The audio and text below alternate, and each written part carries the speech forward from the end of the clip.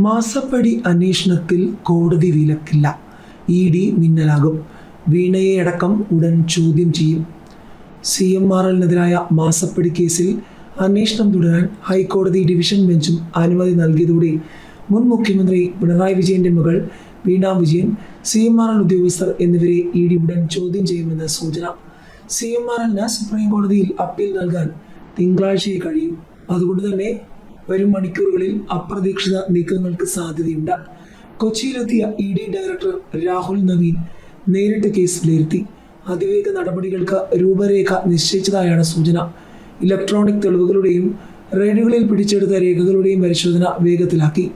മരവിപ്പിച്ച 19 കോടിയുടെ സ്വത്തുക്കൾ കണ്ടുകെട്ടുന്നതിനുള്ള നടപടികളിലേക്കും കടന്നു.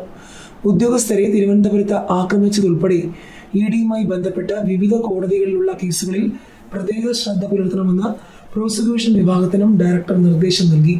ചെന്നൈ സോണൽ ഓഫീസിലെ സ്പെഷ്യൽ ഡയറക്ടർ പ്രശാന്ത് കുമാർ, കൊച്ചി ഓഫീസിന്റെ ചുമതല വഹിക്കുന്ന ചെന്നൈയിലെ അഡീഷണൽ ഡയറക്ടർ അഭ്യുദയ് എ. ആനന്ദ് എന്നിവർക്ക് പുറമെ ഡൽഹി ആസ്ഥാനത്തെ പ്രോസിക്യൂഷൻ വിഭാഗത്തിലെ മുതിർന്ന ഉദ്യോഗസ്ഥരും കടവന്ത്രയിലെ ഓഫീസിൽ നടന്ന യോഗത്തിൽ പങ്കെടുത്തു. PMLA പ്രകാരം ഇ.ഡിക്ക് സിവിൽ നടപടി തുടങ്ങുന്നതിന് ഏതെങ്കിലും അന്വേഷണ ഏജൻസിയുടെ മുൻകൂർ FIRO പരാതിയോ അനിവാര്യമില്ലെന്ന് justice V. Raja Vijayaraghavan, justice K. V. Jayakumar എന്നിവർ ഉൾപ്പെട്ട ഹൈക്കോടതി ഡിവിഷൻ ബെഞ്ച് വ്യക്തമാക്കി. മാസപ്പടി കേസിൽ സിംഗിൾ ബെഞ്ച് നൽകിയ അന്വേഷണ അനുമതിക്കെതിരെ CMRL സമർപ്പിച്ച അപ്പീലാണ് തള്ളിയത്. അന്വേഷണത്തിന് പ്രത്യേക കുറ്റം സ്ഥാപിക്കണമെന്ന വ്യവസ്ഥ പ്രോസിക്യൂഷനുമായി ബന്ധപ്പെട്ടാണ്. നിയമത്തിലെ 5-ാം വകുപ്പ് പ്രകാരമുള്ള കണ്ടുകെട്ടൽ പോലുള്ള സിവിൽ നടപടികൾക്ക് ഈ നിബന്ധന ബാധകമല്ല. സമൻസ് അയക്കുന്ന ഘട്ടത്തിൽ ആരും പ്രതിയാകുന്നില്ല. കേസുമായി ബന്ധപ്പെട്ട ഓഫീസ് രേഖ മാത്രമാണ് ഇ.ഡിയുടെ ECIR. പോലീസിന്റെ FIRന് തുല്യമായ നിയമസാധുത ഇതിനില്ല. അതിനാൽ ECIRന് റദ്ദാക്കണമെന്ന ആവശ്യം നിലനിൽക്കില്ല. ഇ.ഡി റെയ്ഡിൽ നിലപാട് വ്യക്തമാക്കി CPI. ഞങ്ങളുടെ വിഷയം LDFും പിണറായി വിജയനും. ഇ.ഡി റെയ്ഡിനെതിരായ സമരത്തിൽ പ്രതികരണവുമായി CPI സംസ്ഥാന സെക്രട്ടറി ബിനോയ് വിശ്വം. ഞങ്ങളുടെ സമരം ഏതെങ്കിലും വ്യക്തിക്ക് വേണ്ടിയല്ലെന്നും LDF നേതാവായ പിണറായിയുടെ വീട് 8 മണിക്കൂർ നേരം ഇ.ഡി ഉപരോധിച്ചു. CMRL, എക്സാലോജ് എന്നിവ 2 കമ്പനികളാണ്. അവർ തമ്മിലുള്ള ഉടമ്പടികളോ ധാരണയോ ഞങ്ങൾക്കറിയില്ല.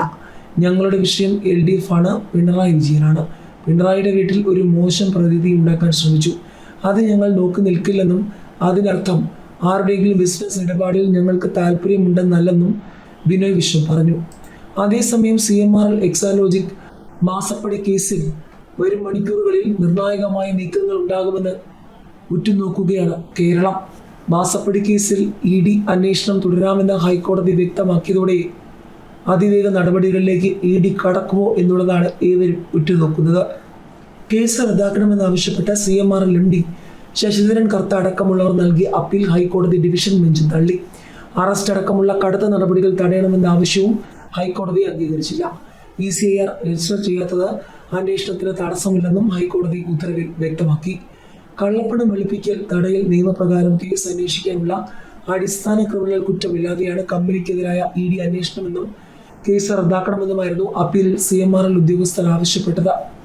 SFIO കുറ്റപത്രത്തിന്റെ അടിസ്ഥാനത്തിൽ എൻഫോഴ്സ്മെന്റ് കേസ് ഇൻഫർമേഷൻ റിപ്പോർട്ട് അഥവാ ECIR ഇട്ടത് നിയമപരമല്ലെന്നും ഉദ്യോഗസ്ഥർ വാദിച്ചു.